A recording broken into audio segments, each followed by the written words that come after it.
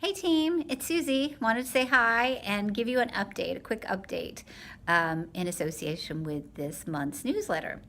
So, first topic I wanted to chat with you about is the group calls and the toll-free number.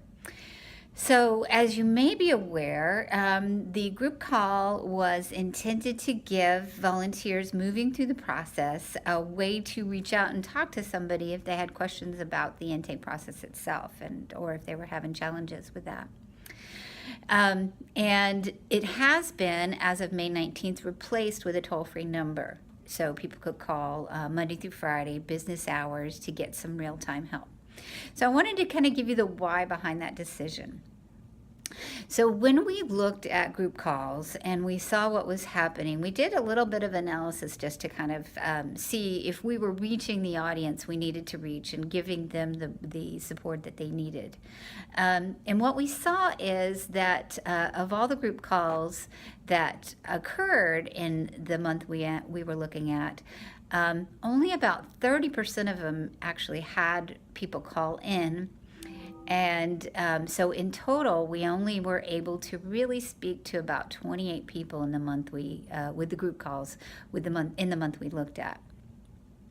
So we felt like we really probably needed to come up with a better solution to address the issue of giving people that additional support as they move through the application process.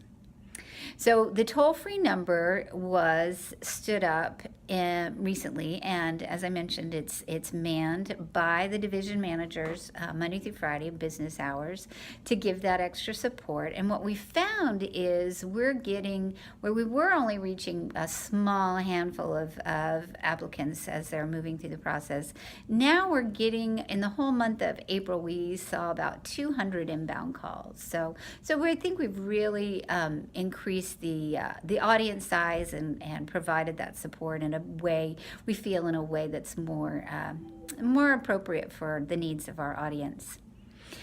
So with that, what I'd like to do is ask you to think about supporting this the toll-free number by taking a shift in answering the calls. Now we're not quite ready, but you'll hear something from your regional intake lead or your division manager in the next month or so that will ask you to be a part of this. And we're going to try to make it as simple as possible for you. But just so you know, the calls that come in to that toll-free number are typically things. If you're working in the intake center and you feel comfortable as an intake volunteer, then you're probably going to be able to answer the questions that the volunteers have. And it's a pretty cool way to connect with new Red Crossers as they're coming into the organization. And that is something that I know us in the intake center collectively like to do. It's as I know you experience when you make those phone calls to the volunteers. You get to really connect with them and help guide them into the Red Cross, which is very fulfilling. So thank you for that, and be on the lookout for your call to action to be a part of the team that's going to be answering those toll-free number.